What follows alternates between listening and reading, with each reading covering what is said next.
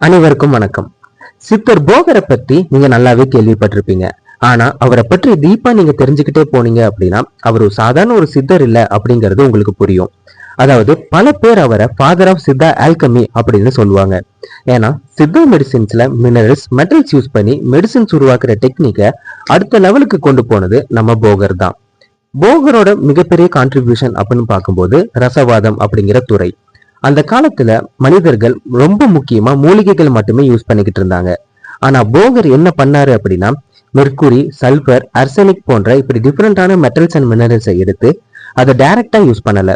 ஆனா அதை பல முறை பியூரிபிகேஷன் ப்ராசஸ் பண்ணி, அதாவது அதை சுத்தி பண்ணி டாக்ஸிக் நேச்சர், அதாவது அதோட விஷத்தன்மை எல்லாத்தையுமே நீக்கி விட்டு அதை மெடிசனா மாற்ற முயற்சி பண்ணாரு. இதுதான் சித்தா மெடிசின்ல ரசவாதம் அப்படின்னு சொல்லப்படுது. இப்ப கூட சித்தால இருக்க சில பற்பம், செந்தூரம் போன்ற மெடிசின்ஸ் எல்லாமே அந்த ஏன்சியன்ட் ஆல்கெமி கான்செப்ட் பேஸ்ல தான் இன்னுமே இருக்கு. மெர்குரி மீது போகருக்கு இருந்த அப்சஷன் பத்தி நம்ம தெரிஞ்சுக்கணும். அதாவது பாதரசம். போகரோட ரிசர்ச்ல மெர்குரிக்கு மிக முக்கியமான முக்கியத்துவம் உண்டு.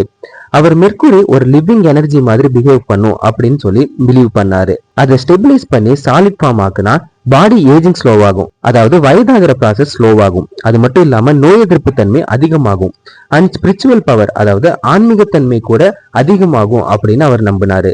இதுதான் கொஞ்ச நாள் கழிச்சு ரசமணி அப்படிங்கிற கான்செப்டா டெவலப் ஆச்சு. சில லெஜண்ட்ஸ் படி என்ன சொல்றாங்க அப்படின்னா போகர் மெர்குரி வைத்து ஆன்டி கிராவிட்டி எக்ஸ்பெரிமெண்ட்ஸ் கூட ட்ரை பண்ணாரு அப்படிங்கிற கதைகள் இருக்கு. அதுக்கு ப்ராப்பரான ப்ரூஃப் இல்லை அப்படின்னாலும் சித்தா லிட்ரேச்சர்ல அதை பத்தி சொல்லியிருக்காங்க. போகர் எழுதின முக்கிய நூல்கள் அப்படின்னு நம்ம பார்க்கும்போது நிறைய நூல்ஸ் இருக்குங்க. ஆனா அதுல ரொம்ப ஃபேமஸ் ஆனது போகர் 7000 அப்படிங்கிற நூல் தான். இதுல சித்தா மெடிசின்ஸ், யோக ரகசியங்கள், குண்டலினி, காயக்கற்பம் அண்ட் மூச்சு பயிற்சிகள், ஸ்பிரிச்சுவல் சயின்ஸ், ஆல்கமி இப்படி எல்லாமே டீட்டெயிலா சொல்லியிருப்பாரு. ஆனா இன்ட்ரெஸ்டிங்கான விஷயம் என்னன்னா இந்த புக் ஃபுல்லா டைரக்ட் மீனிங்ல புரியாது. ஏன்னா சித்தர்கள் பரிபாஷா லாங்குவேஜை யூஸ் பண்ணுவாங்க, அதாவது கோடட் லாங்குவேஜ். ஒரு மெடிசின் பேர் மாதிரி இருக்கும், ஆனா அது ஆக்சுவலி ஒரு ஸ்பிரிச்சுவல் மீனிங்கா கூட இருக்கலாம். அதனாலதான் இன்னைக்கும் ரிசர்ச்சர்ஸ் டீகோட் பண்ண ட்ரை பண்ணிட்டு இருக்காங்க.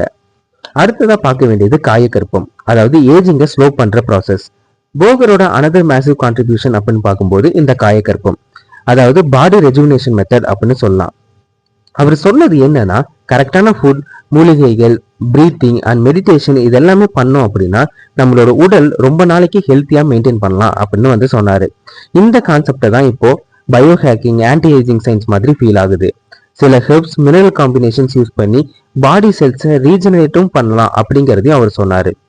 அடுத்ததா இன்னைக்கும் மிஸ்டரியா இருக்கக்கூடிய ஒரு கான்செப்ட் அப்படின்னு பார்க்கும்போது நவபாசனம். போகர் பற்றின மிகப்பெரிய மிஸ்ட்ரி அப்படின்னா இந்த பழனி முருகன் சிலை தான். 9 விஷத்தன்மையுடைய டேஞ்சரான மினரல்ஸை மிக்ஸ் பண்ணி மெடிசின் எனர்ஜியை கிரியேட் பண்ணாரு அப்படின்னு நம்பப்படுது. ஆனா எக்ஸாக்ட் ஃபார்முலா இன்னைக்கும் யாருக்கும் தெரியாது. பல ரிசர்ச்சர்ஸ் ட்ரை பண்ணியும் ஒரிஜினலான நவபாசனம் காம்போசிஷனை ஃபுல்லா அவங்களால கிராக் பண்ணி கண்டுபிடிக்க முடியல. அதனால இன்னைக்கும் சித்தா மெடிசின்ல பிக்கஸ்ட் அன்சால்வ்டு மிஸ்ட்ரி அப்படின்னா இந்த நவபாஷானம் தான். அண்ட் போகருக்கும் சைனாக்கும் உள்ள தொடர்பு பத்தி நம்ம தெரிஞ்சுக்கணும். இன்னொரு ஷாக்கிங் தியரிங்க இது. சில ஹிஸ்டரிக்கல் ரெக்கார்ட்ஸ் படி போகர் சைனா போயிருந்தாராம். அங்க போயாங் என்னும் பெயர்ல அவர் வாழ்ந்தாரு அப்படின்னு சொல்லி சிலர் சொல்றாங்க.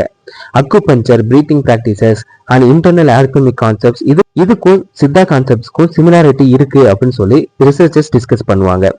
இதனால சில பேர் போகர் ஈஸ்ட் ஏசியா வர சித்தா நாலேஜை கொண்டு போனாரா அப்படிங்கிற கொஸ்டின்ஸ் கேட்டுட்டே இருக்காங்க. அடுத்தது ஸ்பிரிச்சுவல் சயின்ஸ் அண்ட் மெடிசின்ஸ் பத்தி நம்ம தெரிஞ்சுக்கணும். போகர் மெடிசின்ஸ் மட்டும் ஃபோக்கஸ் பண்ணல. அவர் சொன்னது மைண்ட் ஸ்டேபிளா இல்லைன்னா பாடி ஹீல் ஆகாது அப்படின்னு சொன்னாரு. அதனால மெடிசின்ஸ் கூட meditation, pranayama, Mantra, discipline, spiritual energy எல்லாத்தையுமே கம்பைன் பண்ணாரு.